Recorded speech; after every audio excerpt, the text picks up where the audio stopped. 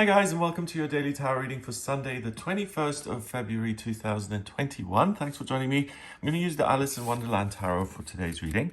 Let's see what the cards have to say and what you'll be working with here on Sunday, what's going to support you, what to look out for, what do you need to know. Sunday the 21st. Okay. We've got the Emperor. And we've got the Eight of Swords.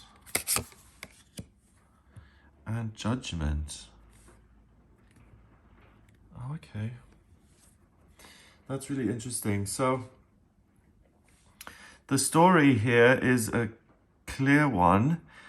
The Emperor, proud and set in his ways. Oh, I love the dodo with the hands. Isn't that weird? I love that. So he's got the monocle there. He knows exactly what's what. He's the boss. His rules are what's followed. Oh, this deck is amazing. Look at the little bird with the fez on and then the bow tie. Oh, I love this. So beautifully done. Yeah, so the person in charge doesn't actually see what he's doing, or he's not right to feel untouchable and like he's in this position of authority that's never going to be taken away from him. It's like a professor with tenure. He sees things a certain way, but he's very short-sighted and limited in certain areas, so he doesn't really do the right thing here, and that can create errors which lead to an awakening through pain. So I've messed up and other people are going to pull me up on that, and I'm going to have to learn the hard way. Or he realizes that he's limited in some way, that he doesn't have the whole picture. So he humbles himself a little bit and he says, hey, other people may know. So rather than being the big man here, I'm going to try and learn and see things differently. And that then also can lead to an awakening, but it's minus the pain. So I know which I'm going to choose. I'm going to try and be teachable on this day. And not to, well, I don't have this problem anyway. Like, I know what's going on, or like my view of the world is the right one, or the one in the majority. I've never had that issue. So for me, it's not a big deal to kind of look at other ways of perceiving any situation, learning, looking at it differently. But if you are someone who kind of it tends to get very, very rigid about things, like if you have certain values and beliefs, which may be eccentric or very mundane, it doesn't matter. But if you really, really identify you with those opinions about certain kind of issues, then you're not acknowledging everyone else's point of view, and you may be missing out on the truth, whatever that may be. Usually, in my experience, the truth is the most loving way of doing things. It's the most loving answer that hurts the fewest people. But because here we've got this setup, if you are really rigid in your thinking and you're not interested in the opinion of other people and you're really too big for your boots, people try and take you down. That's the thing, you see, because it irritates other people when someone comes along and thinks they know it all and has this very condescending attitude. Some people get really triggered by that particularly, and they make it their mission to then bring that person down a notch or two so that they can see their truth, you see, and to get off the high horse. The high horse is really what bothers a lot of people. So let's see each card. Yeah, but before I do that, so basically be open-minded and willing to see other people's point of view if you want an easy awakening and something to really become illuminated and for it to make sense. If you want to go the hard road, then have conflict with other people and learn the same lesson, but have a lot more discomfort in the process. So the Emperor is in charge, okay? He's an authority figure. He's usually a father. He's responsible for the well-being of those around him. Here we've got Father Birdie here with the... Although, yeah, the dodo is extinct. I mean, I've been to Mauritius. I know this. The dodo, yeah, lived in Mauritius, and then all the, not the visitors, the colonialists, I suppose. The people who basically came in and hunted these things out of existence, and now we've got the memory of the dodo, but no actual dodos. So that's interesting in this case, because the emperor is supposed to be this figure of strength in life. And when the emperor appears, it can mean that someone who is really reliable and consistent in their actions and loving appears in your life, or it can mean that you have this energy within you. Or it can mean that this is something that you're striving towards, or you're overly rigid.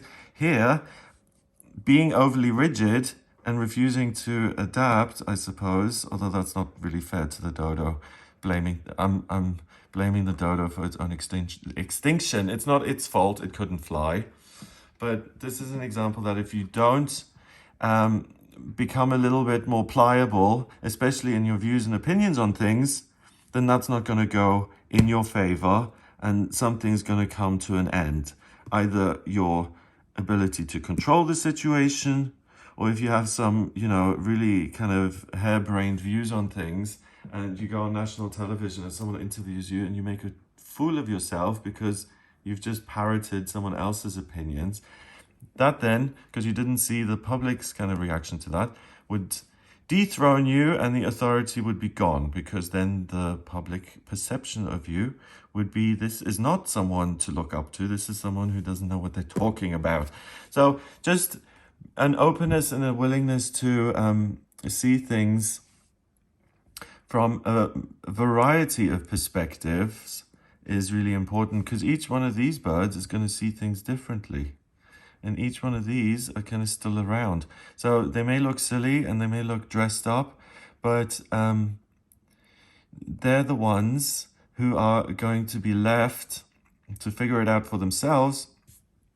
And I'm just kind of fascinated by the hands here. What has he got? He's got a coin there. I don't really know what this is. Could be a box of coins or a pie. And he may be examining something, so expertise, really being in the know about the value of certain things. So he's short-sighted, literally. He spends so much time focusing on the minutiae and being an expert in one particular field that things pass him by, and the next generation kind of takes over and he loses his throne. So it's important not just to be overly focused on one aspect of your life. Try and keep it more balanced and look at different things that are going on, and look at what you can learn in those different circumstances, and you will retain this security. But it's about changing with things that change in the real world, and kind of updating yourself, and not just resting on your laurels basically and saying I'm the boss, but instead engaging with life and learning and engaging with the people who you're meant to be taking care of. So rather than seeing the status symbol, do the actual job. The Eight of Swords, Alice is blindfolded, she's stuck, swords are kind of flying all around, and the playing cards are there, so kind of like a message from the Queen of Hearts there saying, I'm going to get you, Alice. So it's a sense of threat. You don't know where the threat's coming from. You feel stuck. You feel like a sitting duck. And usually when we're in these kind of situations, we scramble and we try and make sense of things, and we try not to show ourselves up. And that's interesting that that's also coming up here, because I think it's like the image, the facade, the version of yourself that you put out there. That's at risk if it's an inauthentic version of yourself.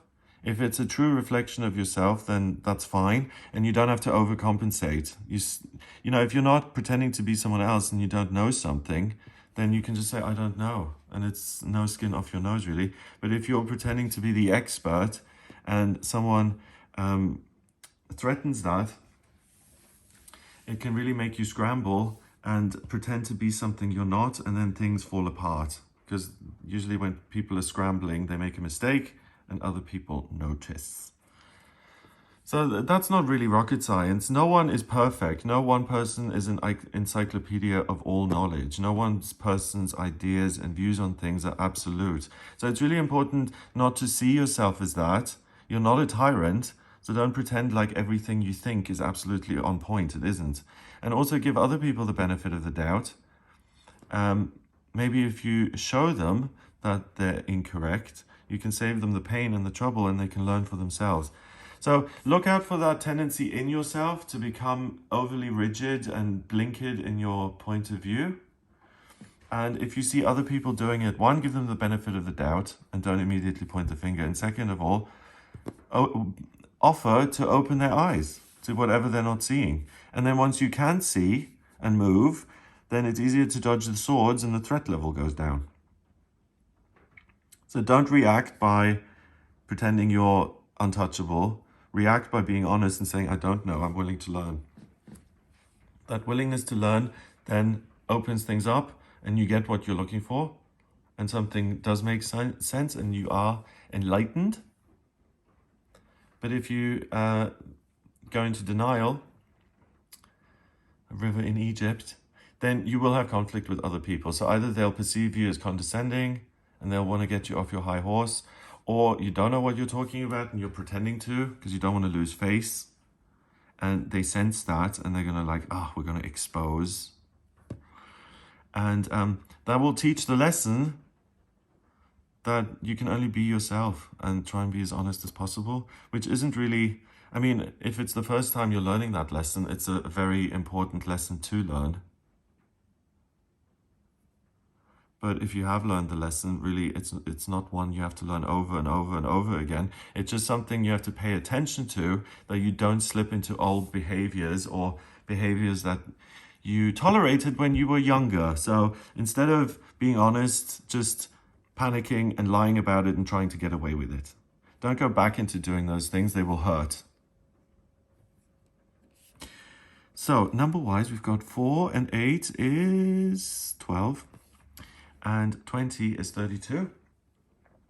3 and 2 is 5, and 5 is freedom. Wow. So you can really free yourself of a characteristic in yourself that you don't like. So his problem is probably pomposity, being a little bit grand. And when he sees the error of his ways, he becomes less grand. So we all have things about ourselves that we don't like. Yeah. I mean, that's not a short list for most people. And the good thing is that we're not doomed to act out these characteristics and personality traits that we were kind of given at birth. We can do something about them. Neuro-linguistic programming is really good about this because they talk about different neural pathways and kind of creating triggers. I've got one like this. If I do this, it triggers a feeling. And when you start thinking differently, you create new neural pathways and you can actually change your personality. So please don't ever feel victimized by yourself. And if there is something still about you that you'd rather not do. So if you get envious really easily, and you know that about yourself and it doesn't make you feel good, or if you do get a little bit grand because you have some sort of hidden insecurity that you don't want other people to find out about, then that's something you can change. And today you can see how, and you can see the light to do that and be free of the negative behavioral patterns. Okay, well, I certainly have material to work with on this day. What would I like to get rid of? There are lots of things, but it's not about doing this in a critical way. You see, it's not like I'm such a bad person, I want to change this. It's just about seeing your behavior and seeing it with love, not judging it, and then saying, do I want to keep this or not? I'd rather not. I'd like to replace it with something lighter and more positive and something that's bright. So there you go. Have a wonderful day. If you would like a personal reading with me, please get in touch via my website. It's gregoryscott.com. On the front page, just click on book your reading to audio reading with me. I use the tarot, astrology, and numerology in my readings, and I combine all of them. So if you have any questions about your life or your future, about your personality, about your living situation, or you want to change things in future and you don't know how, then get in touch with me for a personal reading. I can have a look at your charts and your cards and your numbers. If you like this video, then please give it a thumbs up, hit subscribe and share the video online. Have a wonderful day, and I'll speak to you tomorrow.